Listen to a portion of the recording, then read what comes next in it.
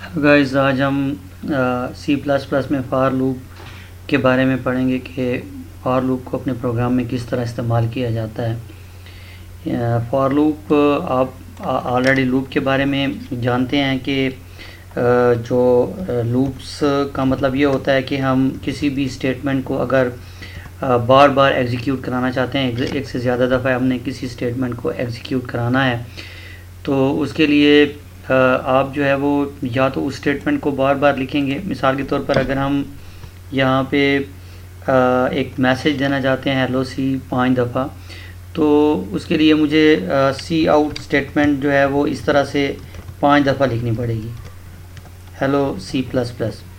सो इसको मैं 5 दफ़ा इस तरह से जो है वो यहाँ पे अगर लिखूँ तो इस तरह से ये 5 दफ़ा जो है ये मैसेज जो है वो क्या होगा, स्क्रीन के ऊपर प्रिंट होगा। तो अगर यही काम करना है कि ये वही स्टेटमेंट है और उसको हमने बार बार एग्जीक्यूट कराना है किसी स्टेटमेंट को, तो आप जो है इसकी बजाय आप बार बार वो स्टेटमेंट लिखने की बजाय आप लूप्स का इस्तेमाल करते हैं।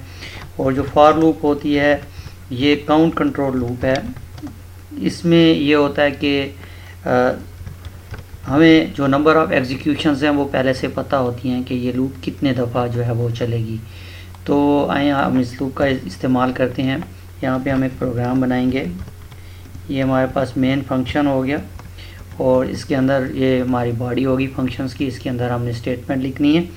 तो यहाँ पे हम एक वेरिएबल डिक्लेयर कराते हैं आई के नाम से। आई हमारे पास एक इंटीजर वेरिएबल है और यहाँ पे हम फॉर लूप का इस्तेमाल करते हैं। फॉर लूप में सबसे पहले हम यहाँ पे इनिशियल वैल्यू उसकी देंगे कि आई की इनिशियल वैल्यू क्या होगी, and I is less than or equal to 10, ये उसकी फाइनल वैल्यू होती है। क्योंकि फॉर लूप में हमें पता होता है कि ये लूप कितने दफ़ा चलनी है। तो अगर मैं 5 दफ़ा उस किसी मैसेज को डिस्प्ले करवाना चाहता हूँ तो मैंने यहाँ पे उसकी फ़ाइनल वैल्यू क्या ली थी, 5, यानी कि आई की वैल्यू 1 से स्टार्ट होगी और फिर 2 होगी, फिर 3 होगी, 4 होगी और 5 तक जाएगी, 5 से ज़्यादा नहीं जाएगी। आई की वैल्यू जो है वो ज़रूरी है कि वो 5 से कम रहे। 1 से लेके स्टार्ट होगी, ये उसकी इनिशियल वैल्यू है और 5 तक रहेगी।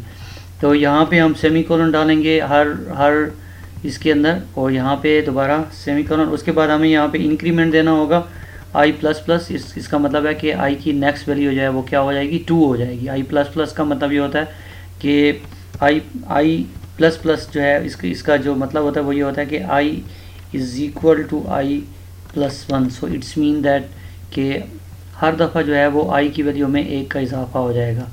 तो यहाँ पे हमारे पास लूप की बॉडी स्टार्ट हो जाती है और जो भी स्टेटमेंट होंगी वो इस बॉडी के जो है वो अंदर होंगी। Let's say this is our loop, so this is our main program. ये हमारा पास मेन फंक्शन है जो उसकी बॉडी है और यहाँ पे ये लूप की बॉडी है। जो भी स्टेटमेंट इस बॉडी के अंदर होगी वो जो है वो 5 दफ़ा वो रिपीट होगी, क्योंकि ये लूप जो है उसको 5 दफ़ा चलाएगी। तो यहाँ पे हम सी आउट लिख देते हैं, हेलो सी प्लस प्लस, और यहाँ पे हम एंड एल एक स्टेटमेंट डाल देते ताकि हर दफ़ा ये नेक्स्ट लाइन पे चला जाए। तो नेक्स्ट जब इसकी बॉडी ख़त्म होगी तो यहाँ पे रिटर्न 1 हम कर देंगे। तो यहाँ पे आप देखें कि ये हमारी जो लूप है इसके अंदर सिर्फ एक ही स्टेटमेंट है। तो अगर आपकी लूप की बॉडी में सिर्फ एक ही स्टेटमेंट हो तो फिर यहाँ पे ये लिखने की ज़रूरत नहीं होती, ब्रेसेस लिखने की ज़रूरत नहीं होती। सिर्फ एक ही स्टेटमेंट है तो आप उसको डायरेक्ट भी लिख सकते हो। और अगर आप ये ब्रेसेस लिख भी देंगे तो फिर भी कोई बात नहीं है, आप जो है ये ब्रेसेस लिख भी सकते हैं यहाँ पे और नहीं भी लिख सकते, बिकॉज ऑफ दैट कि आपकी सिर्फ एक ही स्टेटमेंट है। तो आप इसमें अगर नाम भी लिखें तो कोई फ़र्क नहीं पड़ता। सो इसको हम कंपाइल करेंगे, यहाँ पे कंपाइल करते हैं अपना इनकी से। सो जब ये कंपाइल हो जाएगा यहाँ पे, सो कोई एरर नहीं है। इसके बाद हम इस प्रोग्राम को एग्जीक्यूट करेंगे। सो आपने देखा कि यहाँ पे स्क्रीन के ऊपर जो है hello C plus plus 5 time जो है डिस्प्ले हुआ। बिकॉज ऑफ दैट यहाँ पे आपने कहा कि ये जो स्टेटमेंट है इसको 5 दफ़ा एग्जीक्यूट करो, 1 से लेके 5 तक इसको एग्जीक्यूट करो। आई की वैल्यू 1 होगी, 2 होगी, 3 होगी, 4 होगी एंड 5 होगी। सो गाइस, आप ये भी कर सकते हैं कि आप यहाँ पे कोई भी स्टेटमेंट जो है वो एग्जीक्यूट करा सकते हैं। सपोज़ अगर आपने 1 से लेके 100 तक जो है वो नंबर प्रिंट कराने हैं, तो यहाँ पे आप जो है लिख सकते हैं कि 100 तक इस लूप को चला दें, और यहाँ पे आप नंबर प्रिंट कर सकते हैं। यहाँ पे मैं जो है नंबर डायरेक्ट प्रिंट कर देता हूँ। यहाँ पे हम कोई मैसेज प्रिंट नहीं करते, बल्कि आई को प्रिंट करा लेते हैं, क्योंकि आई की वैल्यू जो है वो स्टार्ट में 1 होगी, तो यहाँ 1 प्रिंट हो जाएगा।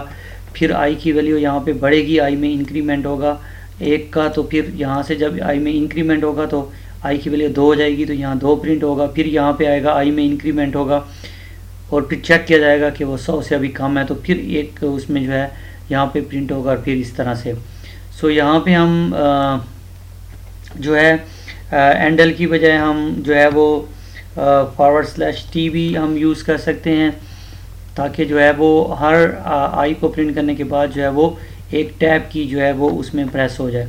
सो इसको जब हम कंपाइल करेंगे, यहाँ पे हमारे पास कोई एरर नहीं, और जब हम इसको एग्जीक्यूट करेंगे, सो आप देखें कि स्क्रीन के ऊपर 1 2 3 4 5 6 7 8 एंड 10 100 टाइम ये स्टेटमेंट एग्जीक्यूट हुई है, और यहाँ पे हमने हर दफ़ा आई की वैल्यू को प्रिंट करा दिया है। सो /t की वजह से यहाँ पे हर एक नंबर के प्रिंट होने के दरमियान जो है यहाँ पे आपको फासला जो है वो दिखाई दे रहा है। एंड यहाँ पे आपने देखा कि फॉर लूप का इस्तेमाल जो है वो C++ के प्रोग्राम में कैसे किया जाता है।